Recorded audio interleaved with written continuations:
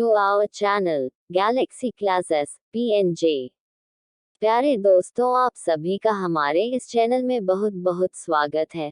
अगर आप इस चैनल पर नए हो तो कृपया चैनल को सब्सक्राइब करें व बेल आइकन का ऑल वाला बटन दबाना न भूलें, जिससे हमारे सभी नए वीडियो के नोटिफिकेशन आप तक पहुंच सके। चलिए स्टार्ट करते हैं अपनी नई वीडियो। बहुत समय पहले की बात है, किसी गांव में एक गरीब ब्राह्मण रहता था। एक दिन उस ब्राह्मण के घर कुछ अतिथि आए। ब्राह्मण की स्थिति इतनी खराब थी कि उन अतिथियों को खिलाने के लिए घर में अनाज तक नहीं था। इस स्थिति को लेकर ही ब्राह्मण और उसकी पत्नी के बीच थोड़ी कहासुनी होने लगती है। ब्राह्मणी कहती है, तुम्हें पेट भरने योग्य अनाज कमाना भी नहीं आता है।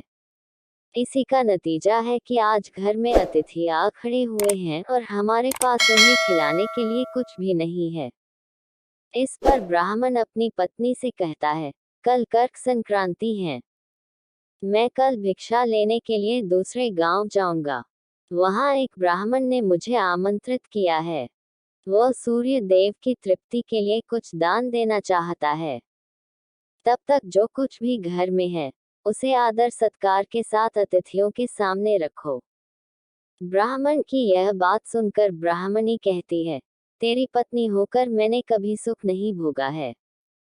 न कभी खाने को मेवा मिष्ठान मिला, न ही धन के वस्त्र और आभूषण।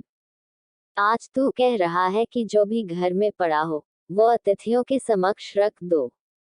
जब कुछ है ही नहीं, तो मैं उनके सामने क्या रख दूं? पड़े हैं तो बस एक मुट्ठी तिल, तो क्या अतिथियों के सामने सूखे तिल रखना अच्छा लगेगा? पत्नी की यह बात सुनकर ब्राह्मण कहता है, ब्राह्मणी, तुम्हें ऐसा बिल्कुल भी नहीं कहना चाहिए। कारण यह है कि इच्छा के अनुसार किसी भी मनुष्य को धन की प्राप्ति नहीं होती है।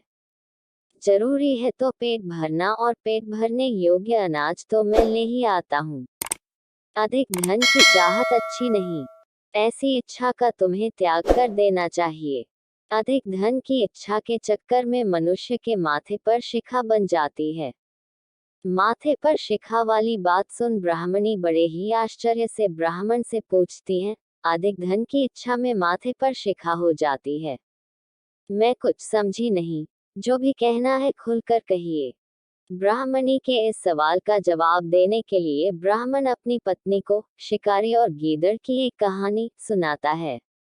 ब्राह्मण कथा की शुरुआत करता है।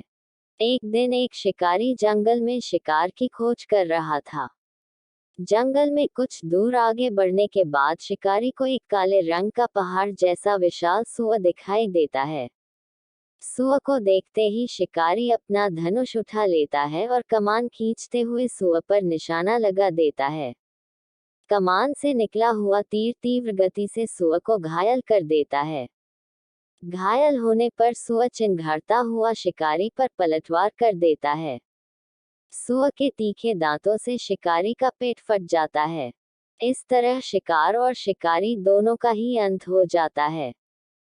इसी बीच खाने की तलाश में भागता हुआ एक भूखा गीदड़ वहां से होकर गुजरता है, जहां शिकारी और सुअर का शव पड़ा हुआ था। बिना मेहनत इतना सारा भोजन देख गीदड़ मन ही मन बहुत खुश होता है और मन ही मन सोचता है कि आज तो ईश्वर की बड़ी कृपा हुआ, जो इतना अच्छा और अधिक भोजन एक साथ मुझे मिला है। मैं इसे धीरे धीरे और आराम से खाऊंगा, ताकि लंबे समय तक मैं इसे उपयोग में लाऊंगा। इस तरह मैं इस भोजन के साथ लंबे समय तक अपनी भूख को शांत रख पाऊंगा। इन सभी बातों पर विचार करते हुए गीदड़ सबसे पहले छोटी छोटी चीजों को खाना शुरू करता है। तभी उसे शिकारी के मृत शरीर के पास धनुष पड़ा दिखता है। गीदड़ के मन में पहले उसे ही खाने का विचार आता है और वह धनुष पर चढ़ी डोर को चबाने लगता है। गीदड़ के चबाने से धनुष पर चढ़ी डोर टूट जाती है और डोर के टूटने से धनुष का एक सिरा वेग के साथ गीदड़ के माथे को भेदता हुआ ऊपर निकल आता है। गीदड़ के माथे को भेद कर धनुष का जो सिरा गीदड़ के सिर पर निकल आता है, वह ऐसा प्रतीत होता है मानो गीदड़ के माथे पर शिखा निकल आई हो। घायल होने के कारण कुछ देर बाद गीदड़ की भी मौत हो जाती है। इतना कहते हुए ब्राह्मण कहता है, ब्राह्मणी, इसलिए मैं कहता हूँ कि जरूरत से अधिक लोभ से माथे पर शिखा आ जाती है। ये कथा सुनने के बाद ब्राह्मणी कहती है, ठीक है, अगर ऐसी ही बात है तो घर में जो मुट्ठी भर तिल पड़े हैं उन्हीं को मैं अतिथियों को खिला देती हूँ। ब्राह्मणी की यह बात सुनकर ब्राह्मण संतुष्ट होता है और भिक्षा मांगने के लिए घर से बाहर निकल जाता है। वहीं ब्राह्मणी भी घर में पड़े तिल को धूप में सुखाने के लिए फैला देती है। तभी कहीं से एक कुत्ता आ जाता है और उन साफ तिलों पर पेशाब कर देता है, जिससे सभी तिल खराब हो जाते हैं। तिल के खराब हो जाने पर ब्राह्मणी काफी परेशान हो जाती है और सोचती है, यही तो तिल थे जिन्हें पकाकर मैं अतिथियों को खिला सकती थी। अब मैं क्या करूं? काफी देर सोचने के बाद ब्राह्मणी को एक तरीका सूझा। उसने सोचा कि अगर वह गंदे तिलों के बदले साफ तिल देने की बात कहेगी तो कोई भी आसानी से मान जाएगा। साथ ही किसी को भी इन तिलों के खराब होने की बात पता नहीं चलेगी। इस विचार के साथ वह उन तिलों को लेकर घर घर घूमने लगी। ब्राह्मणी की यह बात सुनकर एक महिला वह तिल लेने के लिए तैयार हो गई, लेकिन उस महिला का पुत्र अर्थशास्त्र पढ़ा हुआ था। उसने अपनी माँ से कहा कि इन तिलों में जरूर कोई न कोई खोट होगी, वरना कौन साफ सुथरे तिलों को गंदे तिलों के बदले देने के लिए तैयार होगा। पुत्र की यह बात सुनकर महिला ने ब्राह्मणी के तिलों को लेने से मना कर दिया।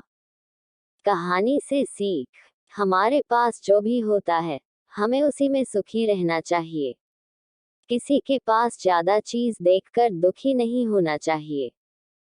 इस वीडियो को देखने के लिए बहुत बहुत धन्यवाद। इस वीडियो को लाइक व शेयर करें तथा अगर इस चैनल पर नए हो तो कृपया चैनल को सब्सक्राइब करें व बेल आइकन दबाना न भूलें तथा दोस्तों में शेयर करें। मिलते हैं ऐसे ही शिक्षाप्रद अगले वीडियो में। नमस्कार।